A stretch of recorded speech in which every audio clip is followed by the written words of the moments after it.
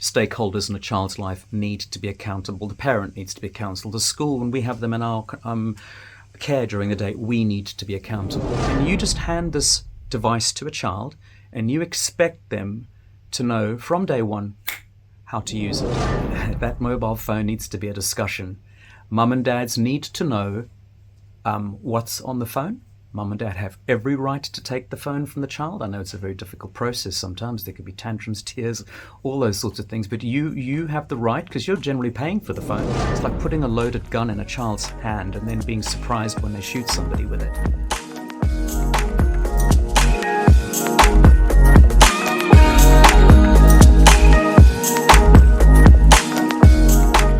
Hi, Chris. Welcome to our show, our podcast. It's going to be so exciting to be speaking to someone who's come all the way from the UK to talk to us. Thank you very much. You belong to an illustrious school in the UK, and you've had a drone's eye view, I would say nowadays, of what's going on, in the schooling system, with educators, with parents. And I'd love to just get your personal view on what's been happening since 1997, when you were just starting out, to where we are today. Well, it's been a huge journey. I mean, I arrived in the UK as a young teacher, and I would say one of the major developments is you have to do everything faster, higher, wider. There has been a huge growth in the amount that you need to output on a daily basis. And I'm speaking of this from an adult perspective. I'll come at it from a child's perspective in a moment. So I do understand that when you're young and you're beginning, you're not so experienced at what you're doing, but the more experienced I became, I realized I did have to, as I said earlier, work harder, faster, higher, wider, a lot more expectations of you, especially with computers as well. You know, back in the day, you would have to wait for something to deliver, time elements when information was getting to you, but with email, and then further along texting and stuff like that, people want things dealt, they want it dealt with now. So I as a teacher, experienced increasing pressure. And to begin with, my mental health and well-being did flag, and then I quickly realized that I had to do something about it. And obviously you have responsibility for those around you as well, particularly when you start to climb further up the chain and you've got people working for you, next to you, you need to look out for them as well. So that I would say has been the biggest development from the time aspect and the pressure aspect.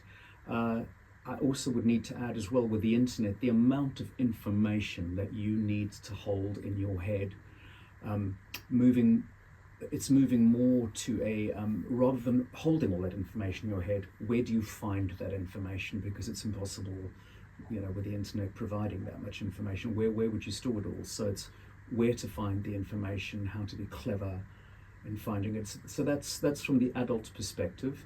I would also like to add that the pressure from above to produce results.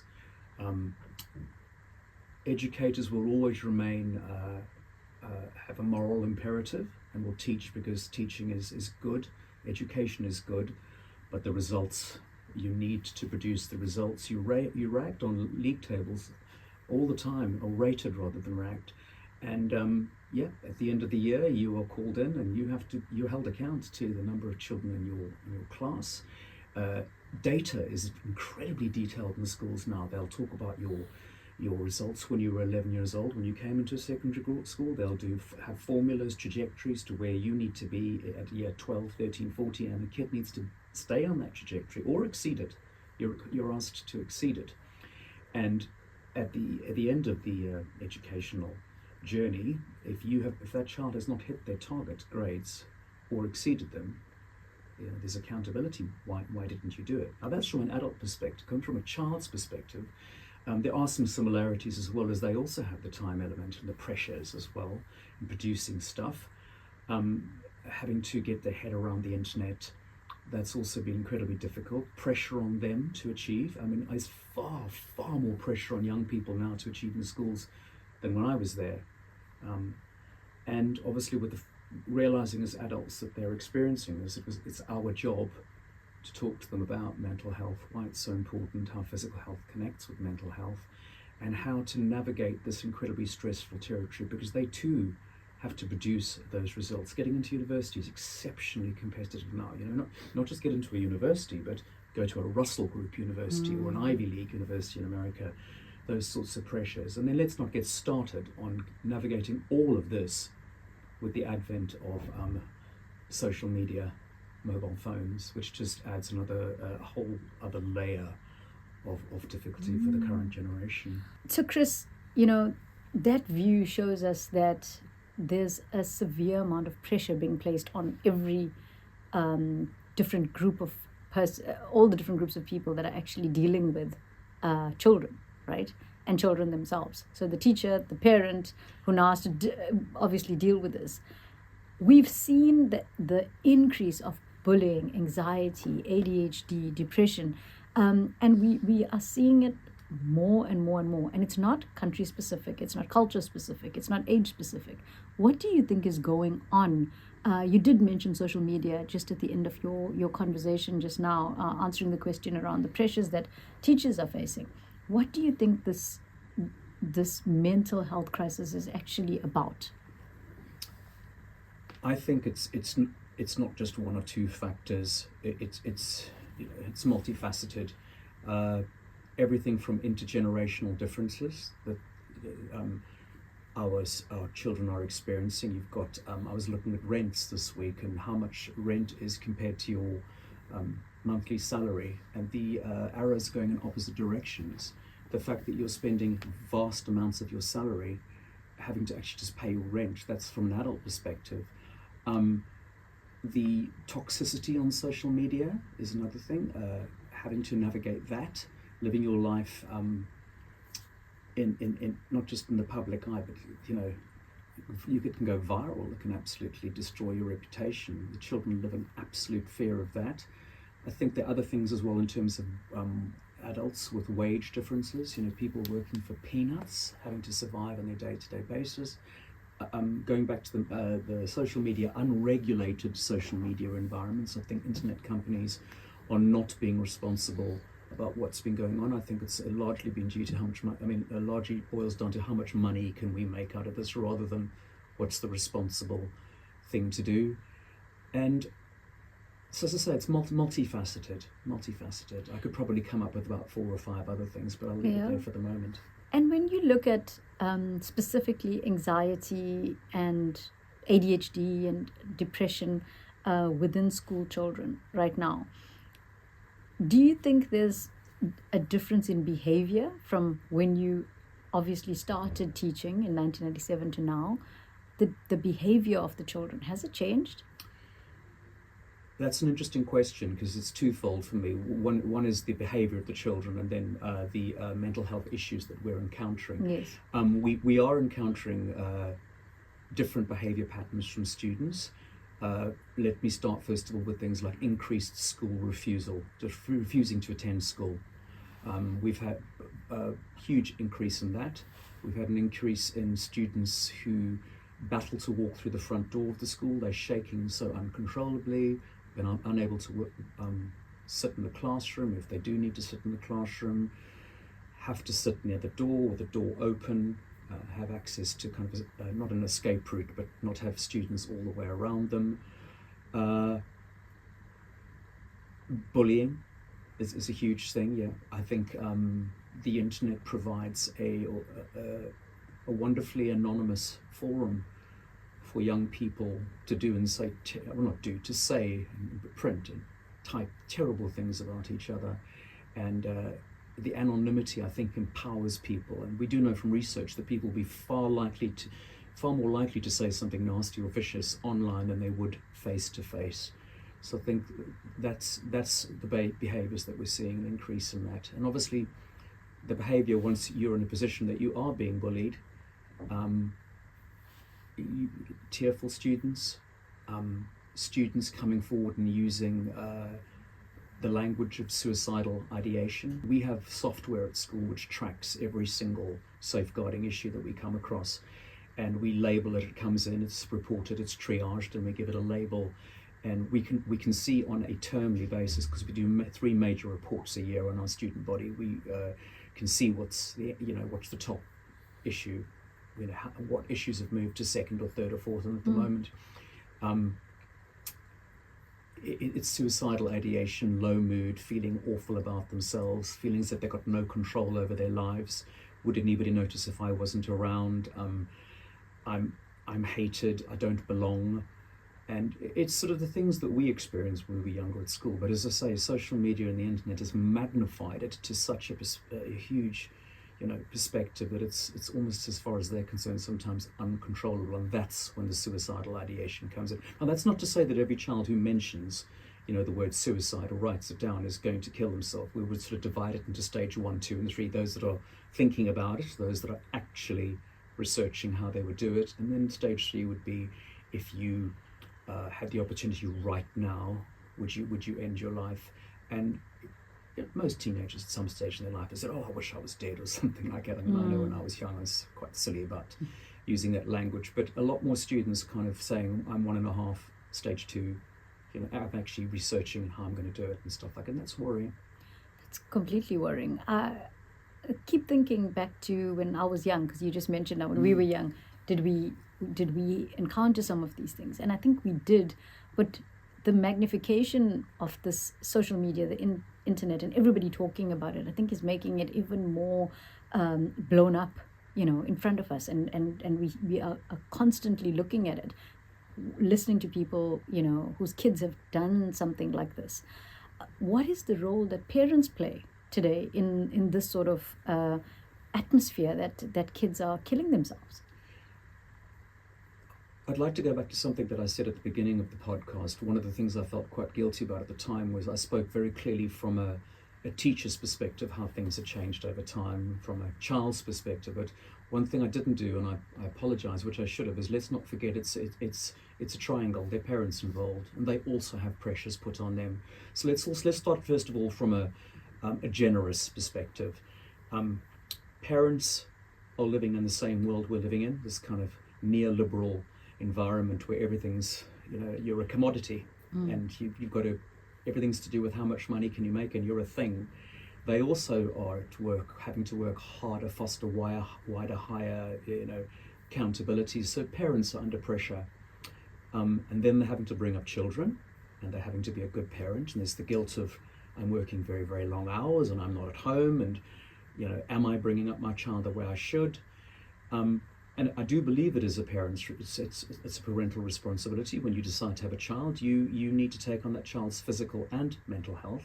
And there is a definite role for you to be involved and take responsibility for that.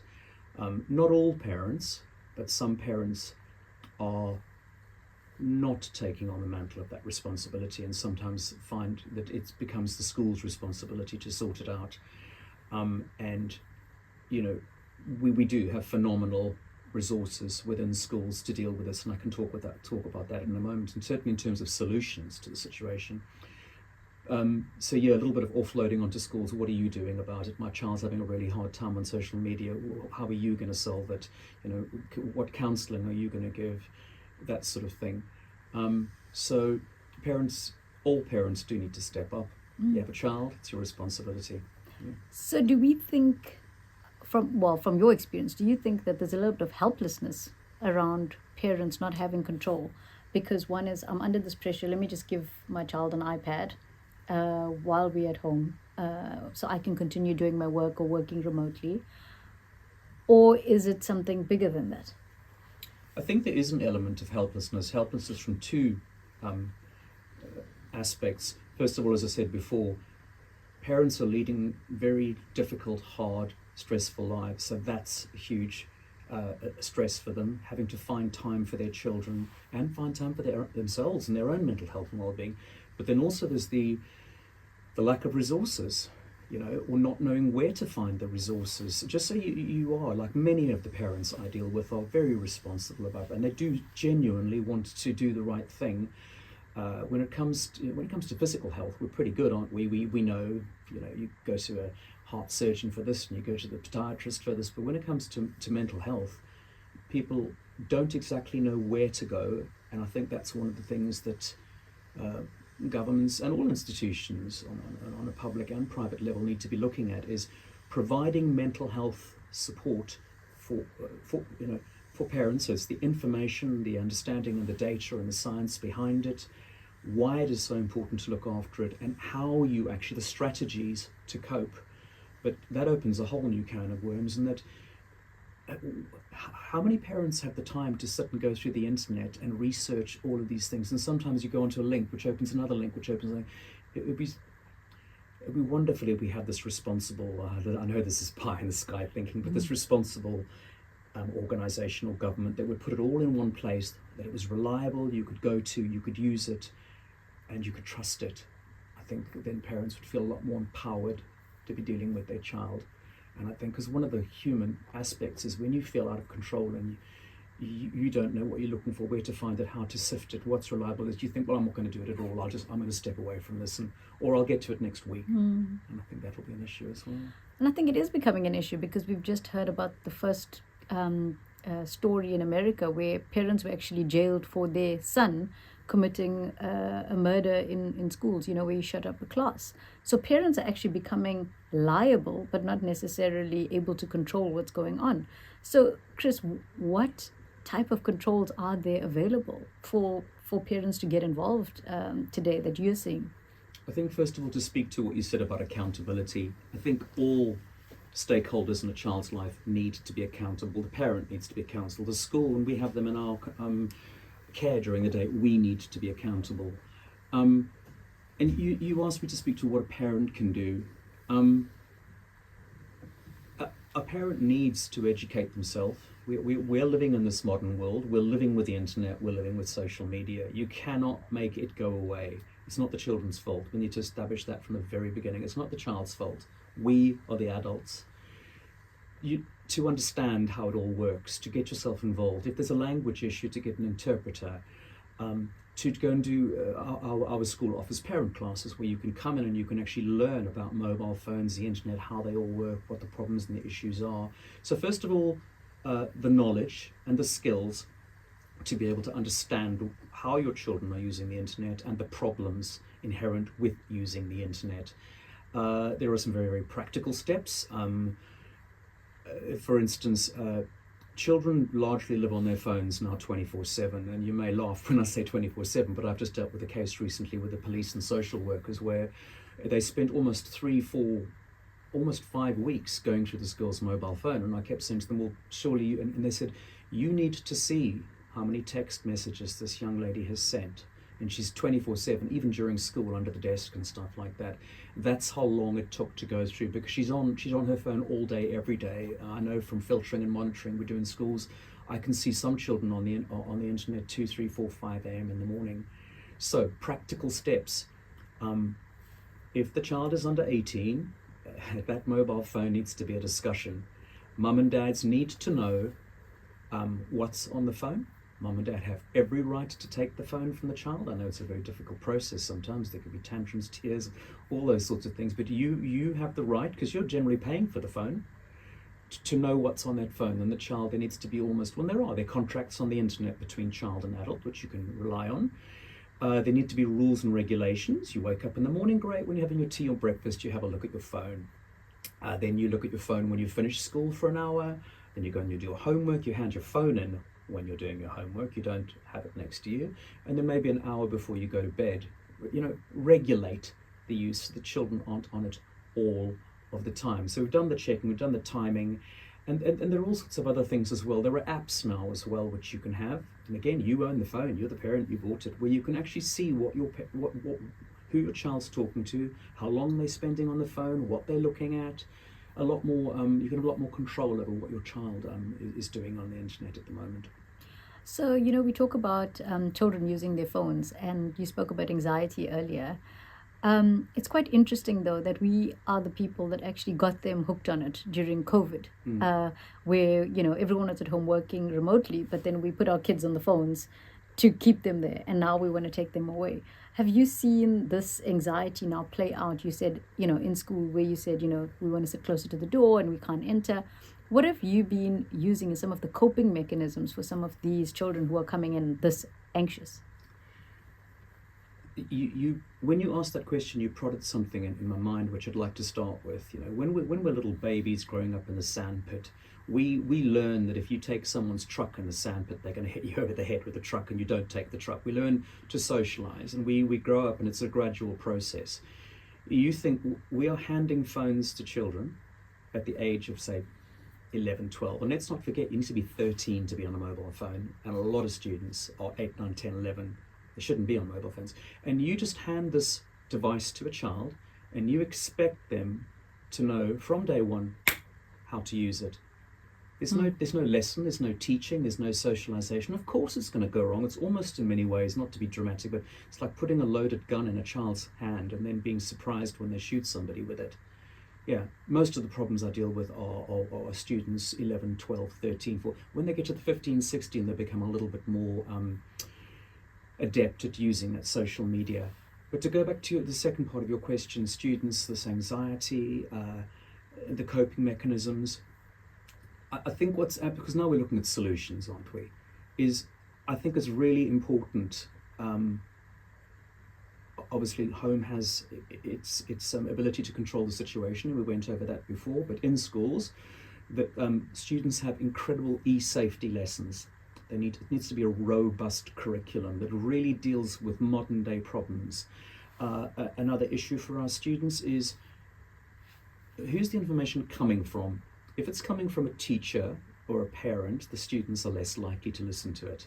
Whereas if it's coming from a peer or an external expert, they're more likely. So we need to think about who's delivering the message to these students. The next thing is, so we've got them using the internet or understanding how to enter because the internet's a wonderful place. Let's not scare children and say the internet's a vile place to be. It's the most amazing place to be. But how do you use it productively, creatively, and safely? That's the part we're talking about today. So once they understand that, the next thing is, what happens when things go wrong? We all know with a teenager's mind, cerebral cortex not developed, there's no sense of what could happen if. That's only really fully developed by the time you get to 20 to 23. So they are going to make mistakes, even though they know what to do and what not to do. So then you need the counselling. Do you have a counselling service in your school? Do you have community-based projects as well? Like in London, we've got something, the Tower Hamlets Educational Welfare Service, and it's practitioners coming into schools, working with students when these issues are arising, nascent, dealing with the issues as they arrive. I'm starting with an eating disorder, I'm starting to cut myself, all those things, before it reaches those the level or thresholds where you have to refer to like an adolescent mental health service with psychiatrists. That's important. And what's really important is peer education and peer support. In our school, we have mental health and well-being ambassadors. We have 17, 18-year-olds receive advanced training, 3-day training, so they're really quite clued up and can deal with kind of more, I wouldn't say severe, more developed issues. And then our key stage 3 and 4 are there just for students to talk to them. But there's obviously very clear guidelines. The moment a child is in danger, you do need to pass it up to an adult professional. But yeah, that peer aspect, I think, is just so important. They will listen to their peers, not so likely to listen to the adults. Well, we were all rebels when we were young. Never want to listen to our parents anyway. This is a wonderful perspective from lived experience. But we now know that the data is clear. 2010, it all changed. Smartphones came out, social media came out, and we saw a complete decline in the way people were socializing. And I'd love to know from your perspective, you are always getting wonderful stats and data and, talking about the numbers. I know there's some new reports that have come out recently where you talked about the stats of what's happening. I'd love you to share some of that information with us. Sure, I would. And forgive me if I don't know some of the names and institutions, and I sometimes say it's around, but I'm pretty sure of what I've read. It came out on Wednesday, the Lancet report from Australia. A lot of people involved in that. It wasn't just one or two people. And it actually makes horrible reading. When you think that, first of all, they talk about all the reasons why mental health issues, we were speaking about it earlier on, intergenerational issues, unregulated internet, salaries so low.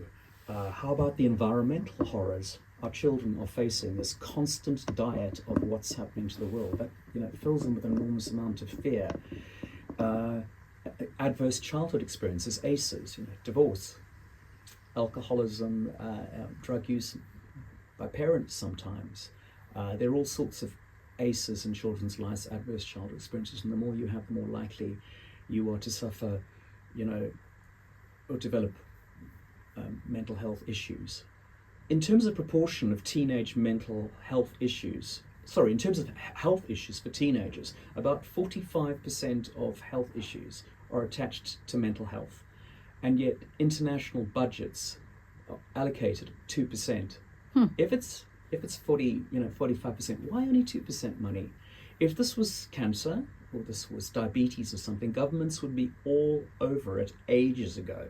That's an interesting stat. Look at the stats for suicide in teenagers. The highest, I think I'm correct in saying here, I might stand correct, the higher is the main reason for deaths in that age group is suicide. Yeah, and the stats, I saw the stats for Australia, for New Zealand, for India. They're absolutely worrying to see. That is an issue as well. And I'll leave it there in terms of percentages. A few more will pop into my mind a little bit later on. But, but particularly the budget, 2% of the budget for 45% issues. It's, we always say there's lots of really intelligent people running our governments and our schools, and, we should be able to solve some of these issues. I think without solving it in the present time, we're going to have many issues in the future. Chris, from your perspective, 1997 is a long time ago. Where are we going in the future if we don't now put in some practices and behaviors and rituals and tools and thoughts around changing this trajectory of what we're seeing right now? What does the future look like? For me, it's two-pronged. I'm an optimist. I always believe the glass is half full. So let me look at it from the positive, because I think that's where we should start. I think that governments, and it does need to be governments because they hold the purse strings, don't they? And of course, obviously pressure from other groups to get governments to do it, need to understand that the world has changed very much, and we need to be, I think there needs to be a readjustment in society. I think we need to cast the lens, starting with policy and then into practice, we need to cast the lens of fairness and equality across society, because we're living in very, very unequal times, and that is a huge issue, and it cannot be left in the background. It's got to be dealt with. I think and let's just say governments do rise to the challenge, and they do that. Understand that not everything is a commodity, and we look at secondary schools as well. STEM, science, technology, engineering and maths, all the arts subjects have been relegated to the sideline. Not important, something you do after school, the humanities. We need to understand that there are so many important things in life that you need to be focusing on if you're going to live a mental health and well-being, to be well-being. That isn't just science, maths and technology. There's so many other things that can bring happiness to people's lives. So we start with policy, a fairer society, better salaries, access to universal health care, where everyone has access to universal health care rather than simply the rich. Better opportunities for people, structural racism, structural sexism, LGBT people suffering as well, making sure we live in a far more equal society. I think that's where we start, because that's where obviously we need to acknowledge that mental health is important. We need to look after it as stringently as we do our physical health. And then we need to look at parents within the home environment, everybody within the home environment, understanding more about mental health, and putting into practice how you keep your mental health where it needs to be, your nutrition, your exercise, And then of course, when things go wrong, the strategies, what can you do to support you in times of needs? And then the last part is developing resilience, to be able to learn not to fall to pieces, the skills not to fall to pieces every time you encounter some sort of hardship in your life. And that needs to be echoed in schools. You need to have all of that present. You also need to have the counselling there as well, within the community.